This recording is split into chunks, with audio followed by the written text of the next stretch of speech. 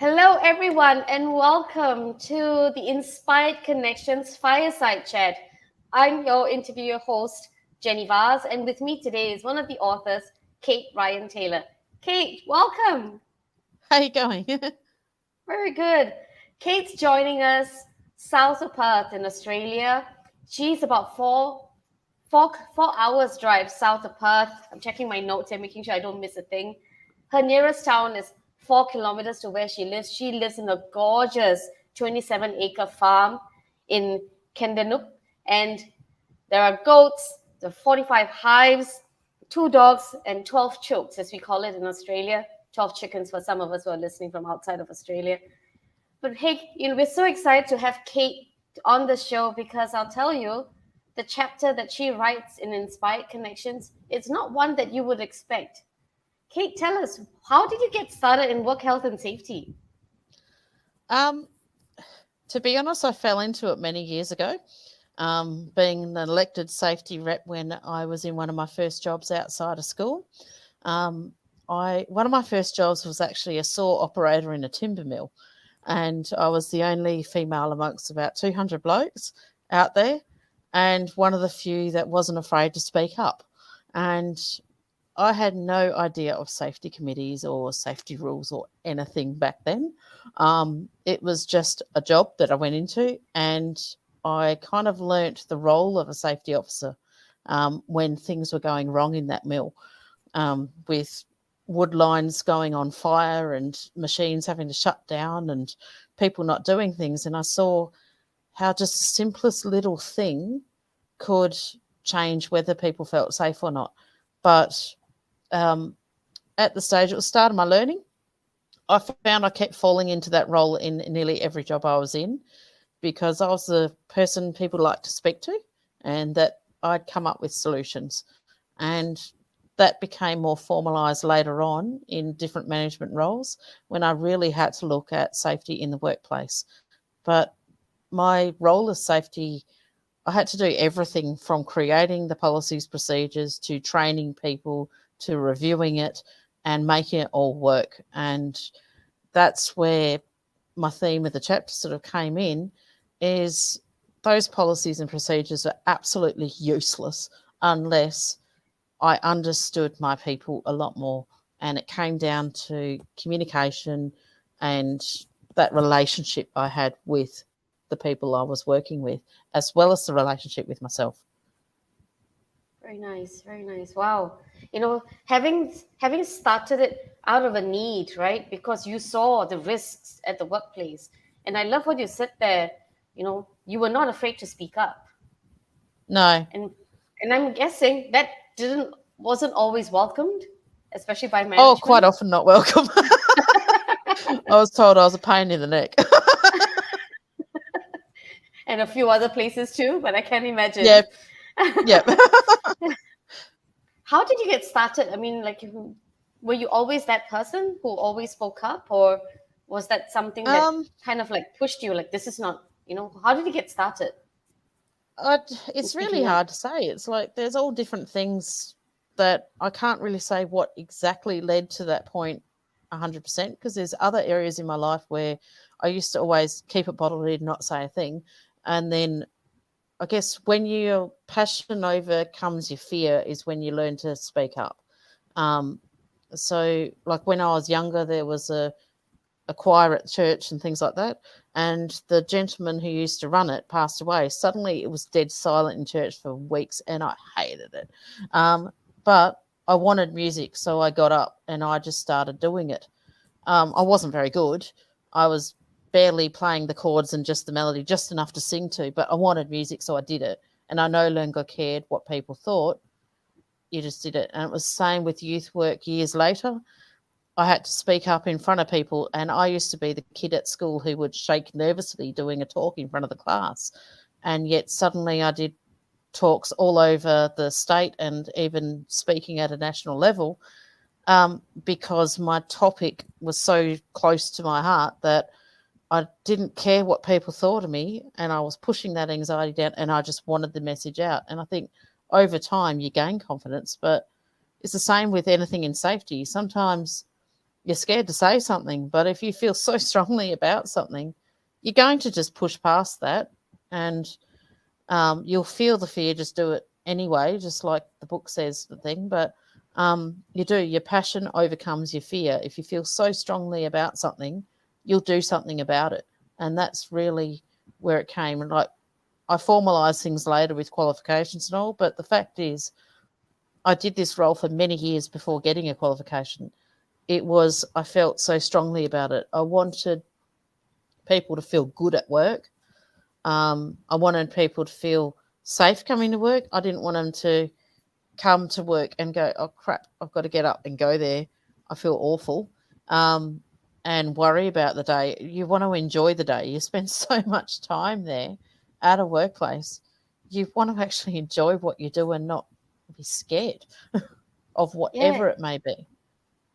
totally. I love how you said, you talked about the anxiety that you had.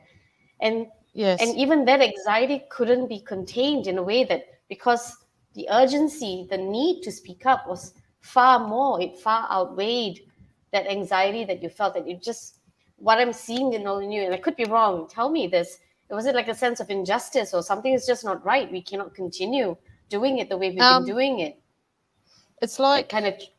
your core beliefs get challenged, is the way I Yeah, could say it. So, um, awesome. like I had one workplace where there was people with different learning disabilities and things, although I hate that term. I prefer it to be different abilities. Um, and they were really being bullied, and I hated it. I was actually angry at the way they were being treated. And what people don't realise is safety is not just a physical, oh, I've cut myself, I hurt myself. It's about mental health safety too. Um, So true. it's we deserve to be treated as human beings and as equals in all different ways. And I got so angry about the way they were being treated that I wanted to do something about it. And we even ended up putting it into our policies and procedures of how we work with others of all different areas, um, male, female, older, younger, physical challenges, mental challenges, doesn't matter. Everyone has a right to get to work safe, work in a way that is safe, and feel safe even as a person. And that's the big Yes, one that is often missed out. But fundamental yeah, thing. it's just if you feel strongly about someone, it's going to, like, have you ever had it that you go to bed and you just cannot sleep because something's just going around Yeah, in your head? totally, totally. That And that will yeah. you'll end up doing something about it to be able to let that go. That's what it is. If something feels that strong, it's not going to get out of your head. You have to do something. Or else I'll be kicking myself. Why didn't I take action? I Yeah. have regrets that I don't, and I don't want to have that. I don't want to have regrets going to bed. Totally hear you. Totally No, hear you. one thing I like to say to people sometimes is if it's in your head and you say shut up, you're going to feel miserable holding it in. And you might be scared of letting it go, but and you might be scared of the pain of letting it go and what potentially can be said coming back. But if it's going to hurt you to hold it or hurt you to let it go, aren't you better to let it go with the hope of it releasing than holding it and there being that pain just staying?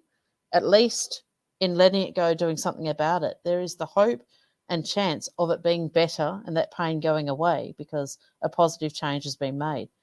If you hold on to something that is hurting you that bad, that pain doesn't go away. There's so you pick your pain. Yeah, pick your pain. I don't want to be miserable. No. So yeah, totally.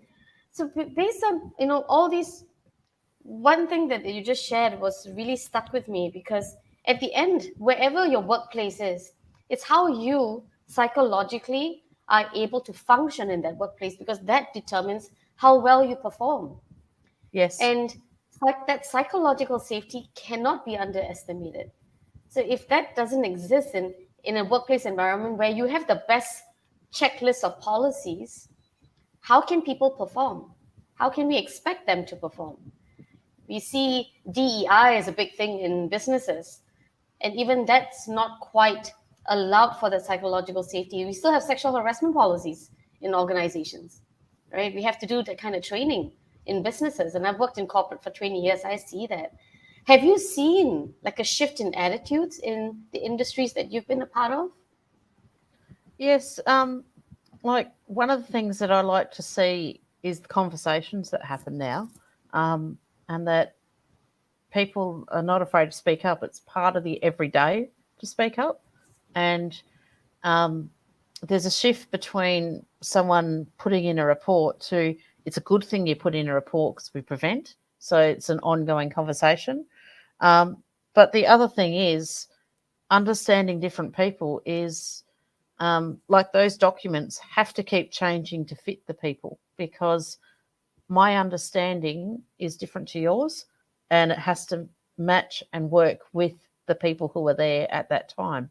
So, a workplace that I'm in at the moment, um, we've had 6 people go in and do mental health first aid and become mental health first aiders in the workplace.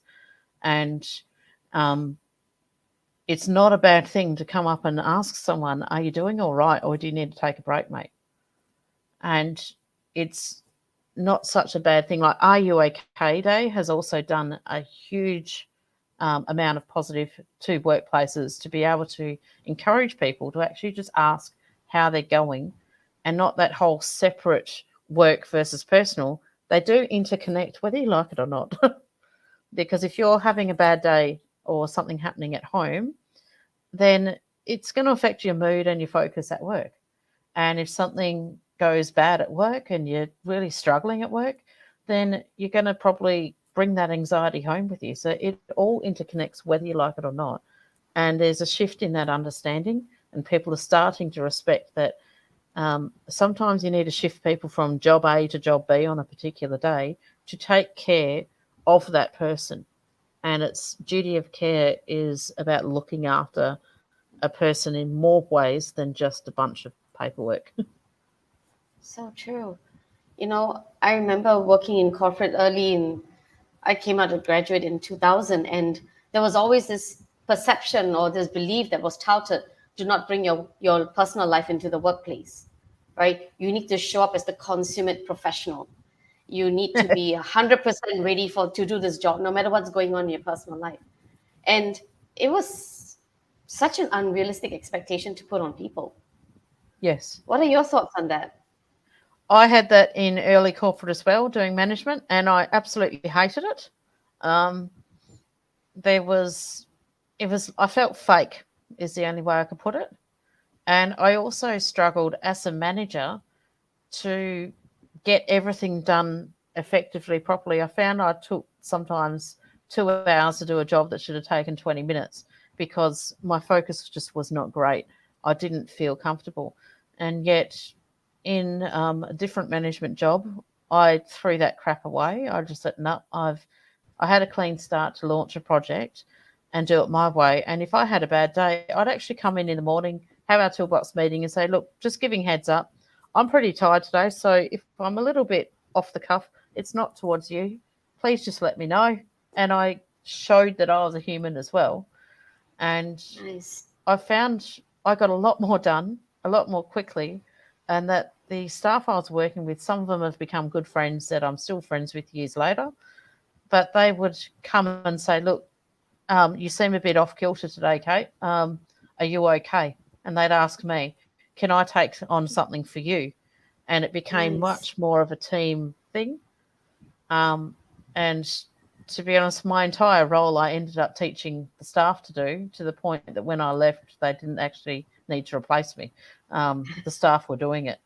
So Wow. I think it's really important to work as a team player. That fake masks, they're always going to show through in some way, and it's not good. It People actually respect you more for being who you are and as a human, and they're more likely to talk to you. You're more likely to find out all the little things that go on before they become a problem, and they're more likely to talk to you about anything you're doing before it becomes a problem too. So the communication is really key, and the honesty, transparency. Mm, Um, it's hard, you cannot put a number on how valuable that is. very true. The you know that Safety is something that is intangible, right? It Yeah. is such an intangible and yet powerful motivator in the workplace. If Yes. people feel safe enough to be who they are, to show up in their true essence and do a fantastic job, back in the corporate days, I remember when my parents' time, it was all about loyalty. You stayed with the company no matter what. And now is, how's the company going to stay with you no matter what? Yes. It's a complete reversal. And what does that mean for organizations, especially with the younger workforce, your Gen Zers? They have different expectations to the baby boomers and the Gen Xers. Now, how do you balance those needs with the needs of the business in your role doing safety? When I do an audit is where it really comes out. Um, a lot of safety auditors do the checklist and observations, but I do staff interviews as well, um, because the way I look at it as a holistic approach is there might be what you expect to be happening based on the policies and procedures. The observations is what you see happening, but when you speak to people, it's their perception of what is happening, plays into all of that in a long way, because um, a lot of anger and upset in a workplace can be because they think something's not getting done. But it might be getting done, they just haven't seen it yet, but that communication is broken. So I always check with the people the perceptions of everything that is and isn't happening first and their feelings on it, because then I can tie that to what is actually happening and make recommendations not just on training and changes, but on communication strategies to mend that gap and look at where people need to improve. So, one of the audits I did in the last year, I recommended that the managers did some communication training and actually took part in role plays with the staff in some funny and silly roles to break down the attitudes and perceptions people had of them, so that people could see the fun side and see the human side of them, and have a laugh and see that they were actually approachable rather than just someone in an office. And doing that has increased the number of incidents actually getting reported before they're an issue. So it's going to improve the safety long term. And yet it's not the forms that are changed, it's not the paperwork that's changed, it's the communication that's changed, it's the attitude that's changed. So sometimes I get some managers or CEOs who just look at the dollars and they don't Right. understand. But the way I explain is if you can prevent something now, it might only cost you a few dollars to deal with that little prevention bit now, or a couple minutes of your time, compared to something major going wrong down the track because someone's focus is off. Like, if their mind wasn't on the road and they're in a vehicle and they hit the back of a truck, that's going to take a lot more of your time long term, cost you Yeah. more. Your insurance will go up. You'll have more people worried and scared. You have to put more strategies in place, and both time and cost blow out when something bad happens.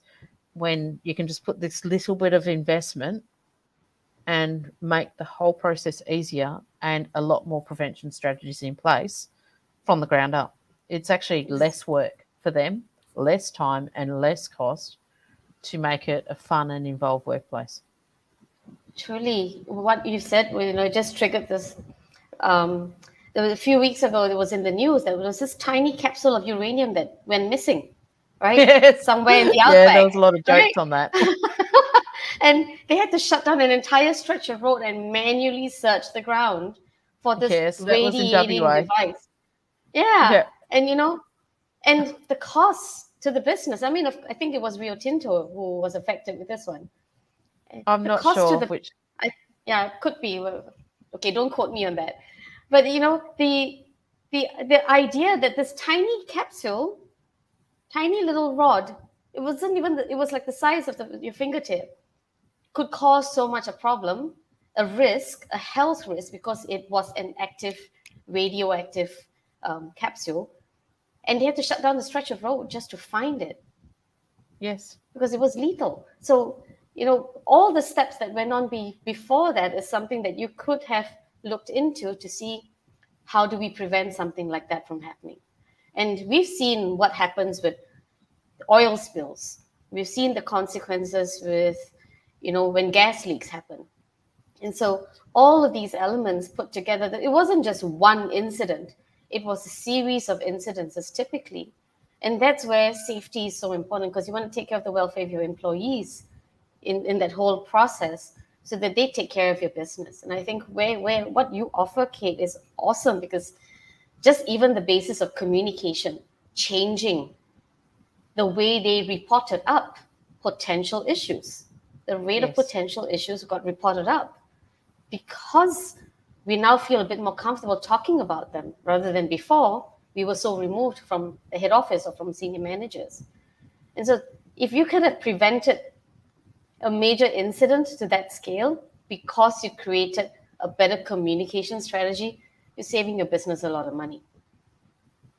Yeah. And I mean, it's not just those big ones. I mean, it's a danger when you talk about safety that everyone thinks of the big things like the gas and the oil and so, but a regular office can also be really unsafe. Have you ever walked into an office and everyone is like heads down and just looks miserable? Yeah. That is actually an unsafe workplace because the So tension true. and the stress leads to many other health issues long term. So, Very true. and in a office, there's things to do with the computers and being at them all day, which can affect eye strain, headaches, migraines, people sitting incorrectly, causing issues with the repetitive strain, their backs. So even those small things, something as simple as changing out a chair could actually fix things for them. And just having a bit more friendly communication or banter in a workplace rather than everyone just head down, bum up, and barely saying boo. Yeah. But I've worked in offices like that as well. And I've done a lot of labouring jobs. So I've worked on both sides. And it's it always comes down to communication. It's not necessarily what type of job it is.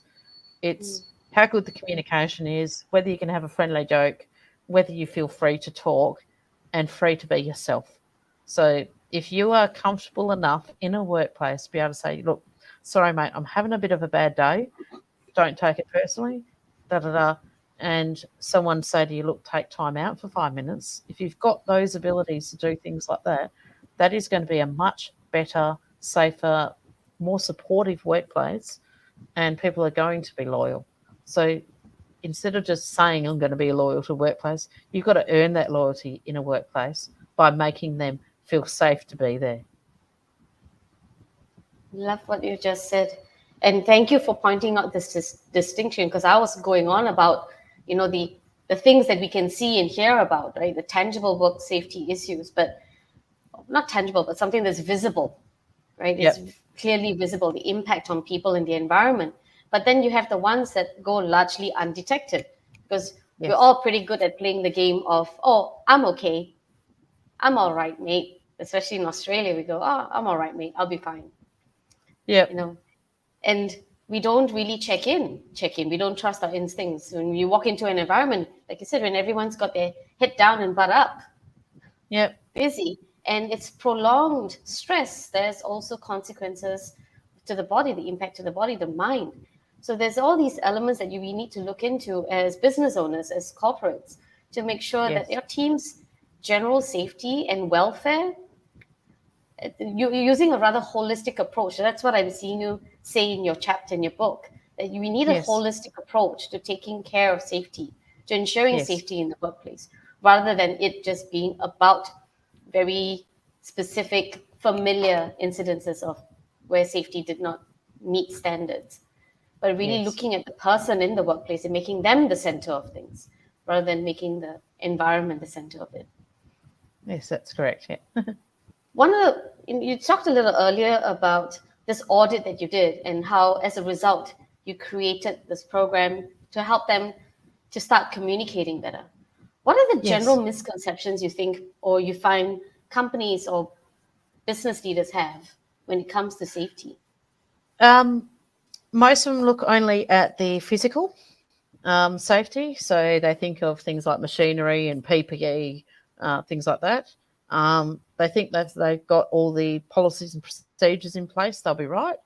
Um, but what I find is there's either a lack of training, a lack of communication, or a lack of support for mental health. And 9 times out of 10, those three things are what I call the root cause. A lot of the other issues that they're having are symptoms of those root causes. So the poor communication leads to lack of reporting, or the poor communication leads to people not knowing how to do a job safely, or not actually asking when they have a problem. Um, and it can also bridge the gap. Like the manager can't go sorting things out and changing people around if they don't know what's happening. But again, that leaves to communication. So the communication, mental health, and training are probably the three biggest things that need to be looked at um, in order for everything else to work. And without them, it's like you've taken the foundations of a building away. It's just going to sink at some point. So Right. And in that turn, what is it that you think or you found employees or team members tend to miss? Or the team members don't always understand the preventative measures. It's kind of wait till it happens before saying something, and then we showing search them for the the flow. manual. Yeah, showing them the flow and using examples so that you can kind of role play and things like that of where something can go wrong. So, an example I like to use is, which is a common one, someone's relationship breaks up. And say that morning their boyfriend, girlfriend, husband, wife said, I'm leaving you. And then they come to work. Are they going to be in 100% perfect state of mind? Hell no. No way. So then this person comes to work and you can see they're a bit off kilter. They might be shaking a little bit or having more coffees than normal or just seem very distracted. That distraction can lead to an incident. And if no one says anything, no one stops them, no one stops, and that person gets in a vehicle, their reaction time may have been 1, 2 seconds to put on the brake previously, and suddenly they're not focused, it's 10 seconds. And next thing, they are up the back of a truck. That vehicle they're driving, that piece of plant, there is a major accident because their mind was not on the job. And if someone had said something in that morning and said, look, you seem a bit off kilter, do you want to take one of the easy jobs or I swap with you today? So not too confronting, just keeping an eye on them, things like that, or buddy them up with someone who's with them for that day so that they can keep an eye on what they're doing. That incident could be prevented. There could have been no accident and someone just doing a different job for the day. Or if they're really, really out of sorts, sent home. Because why can't they have a day off for their mental health rather than their physical health? It's still a sick day. It's still a need. Go see someone. Go talk to someone. It could have been prevented with communication. The other thing I like to joke about, I'm a bit of a shorty. I'm only 5'3", and I deal with a lot of people who are probably 2 to 3 heads taller than me in a workplace. And I come across a safety procedure that tells me to reach something from the top shelf. It's safe for those tall people because they can comfortably reach like this. I'm up on my tiptoes or hopping on a step, battling to get it, battling to reach. That's not safe for me. And then I flip it the other way. There's something low down that I can comfortably grab, but that tall person is bending down and putting strain on their back. And so, two same jobs, two same people. One is safe for me, but not for him, and one's the other way around. I have to communicate to my boss what is safe for me because he can't read my mind, he can't read my body. I can. So I need to say, this hurts. This doesn't work for me. Is there a different way I can do this? Or is that able to be moved down to a lower shelf so that I can do it safely? That communication, again, is key to making my job safe. So my boss could have the best of intentions when he wrote that procedure, and it was safe for the people who were in the workplace at that time it was written. But it's not safe for me, so I've got to speak up and make it safe for me. And if I don't say something, it's just going to keep being unsafe, and at some point I'll hurt myself. So I have to speak up. I have to report it as a hazard for me and make a change before it becomes an incident. And that's the key thing I need team members to know is bosses don't always know what's working for you or not because it worked for 10 people before you, but it doesn't mean it works for you because you're different. And that's Yeah. perfectly okay, but you need to say something. You need to speak up. Rather than feel that you're imposing or that it's too difficult, or we walk No, into these conversations with a perception that we are going to be rejected, and so yeah, therefore we never ask. But sometimes you no, don't know that you may not be the only one who's feeling this is not safe for me to operate in this environment. There's somebody else, so you're actually enabling change that's to the betterment of everybody else. yeah. And you The won't way know I'd till we ask. encourage you to ask it is instead of saying this doesn't just work, it's explain the way that it is affecting, saying I'm having difficulty in doing it this way because, so in my case, it's stretching really high. I'm just about having to go on my tiptoes. How can we make this safe or make it that it is safe for me? What is your recommendation? And open a conversation rather than just getting angry that I can't do it. It's how Yeah, can I make this safe? I So, like that. Yeah, that's a yeah, great tip. How can I make this safe? In yes, when you walk into a particular office, even the way it's orientated is different for everyone. And talking about some of us who are, neurodivergent, yes, right? The way we orientate, the way we interact is different from one person to another. Some of us might prefer to hold our phones in our left hand, some would prefer to hold the phones on the right. So the way your office table is laid out could also be different, but it doesn't mean that everybody needs to follow the same world format that's created no, for right-handedness. So no, we must have that flexibility in the workplace. It's not so much of comfort, it's really about the underpinning safety. That's yes. the critical element to all of this. What is not safety? Um, if something's not safe, it has absolutely no consideration for the people applying it. So, if there's no care, no communication, no understanding, it's really just an accident waiting to happen. Um, because it's like assuming that everything will be all right. Um, Mm, at some point, something will go wrong if you just make silly assumptions. Um, but it's if you're going to force people to fit a mold that doesn't allow for them to be different, that is not safe. If you're going to um, try to make people separate from who they are in a way that is not safe too. That's like what people like to call the toxic workplace, where they just don't feel comfortable.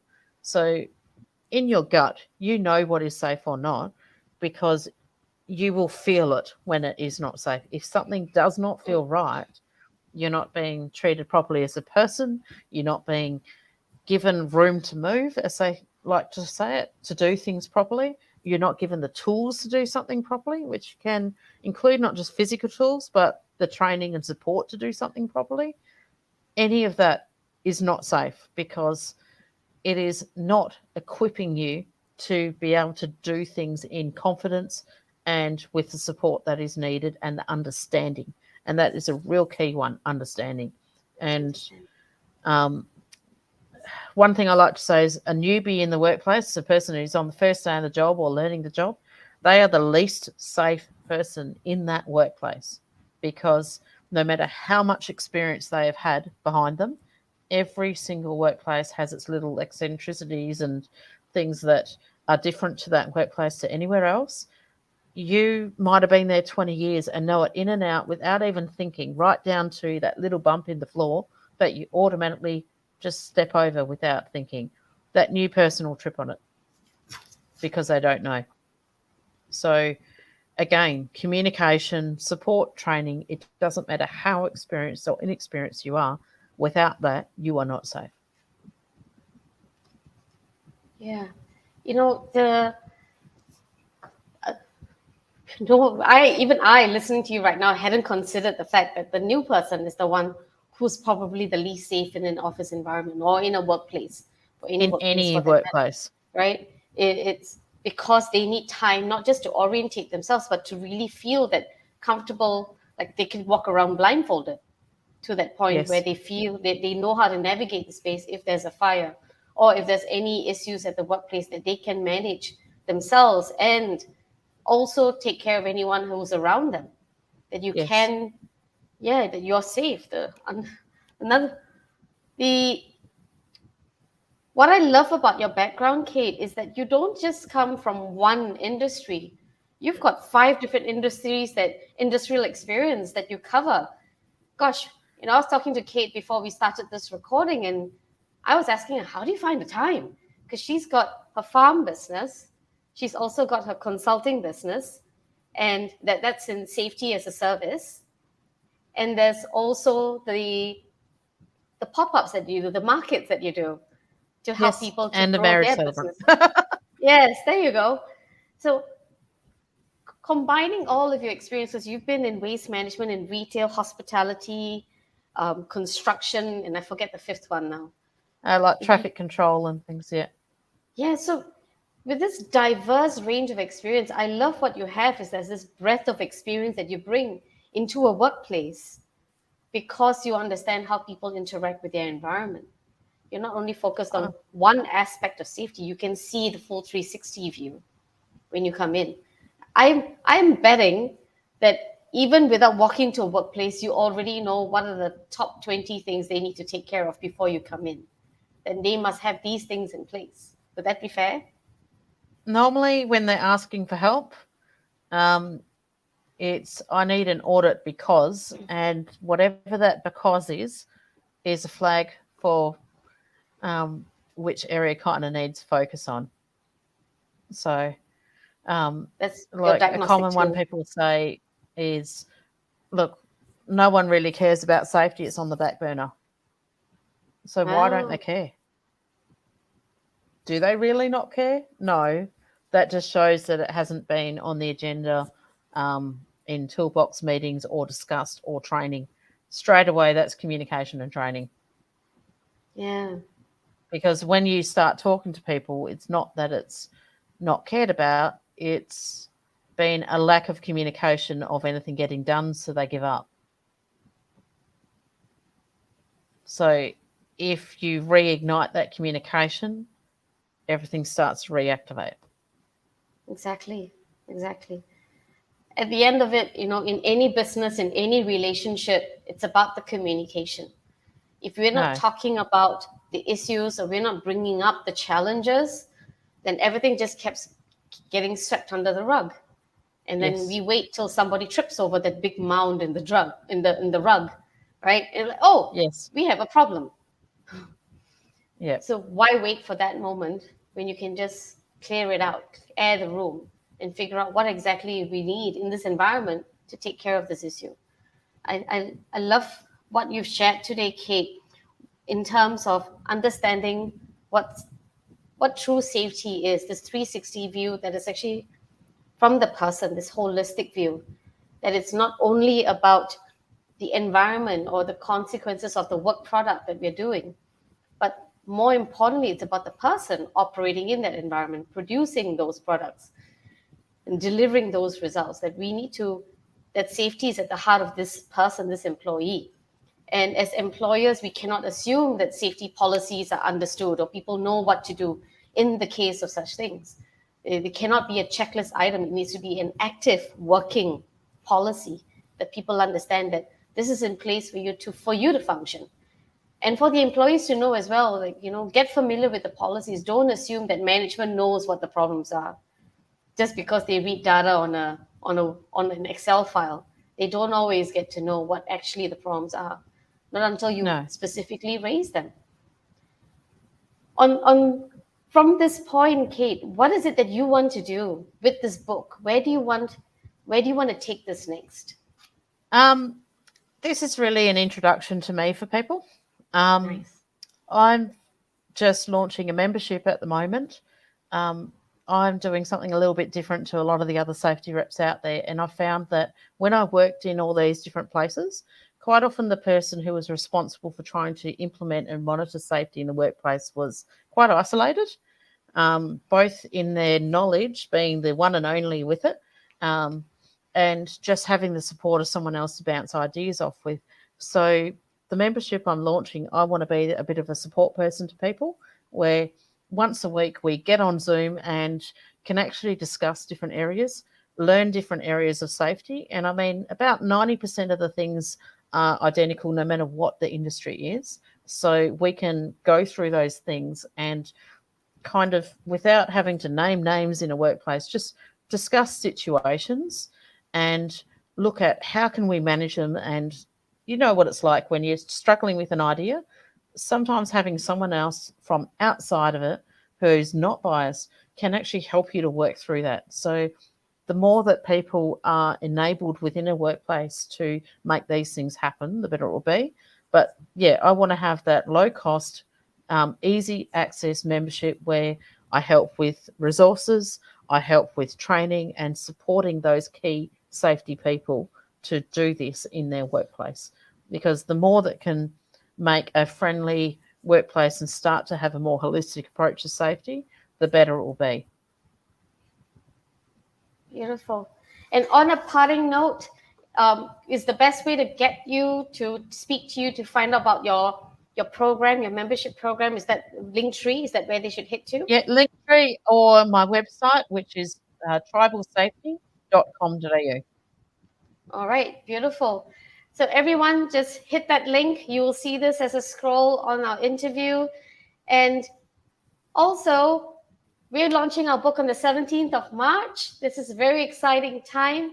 Kate's one of the lead authors, and you'll find the details of the book on www.crystalhill.org/buy book inspired connections. Just hyphenate those words, buy-book-inspired-connections. The link is there for you. Kate, before we wrap up, anything else for our listeners today? Just be true to you. Look, don't get caught up too harshly in all the paperwork. Remember that without you and without people, it means nothing. It will just be a bunch of paperwork collecting dust if it doesn't relate to you. And always remember that and always come back to that. Beautiful. Kate, it was awesome to have this chat with you. And I look forward to seeing our book live on the stores, on Amazon, on the 17th, St. Patrick's Day. And do you have another, you're saying you're working on another book, would that be right? I'm doing one for myself at the moment, yes, just purely on safety connection. Awesome. We look forward to getting all the details and soon. All right, everyone, thanks for tuning in. Catch you on the 17th, doing live. Bye.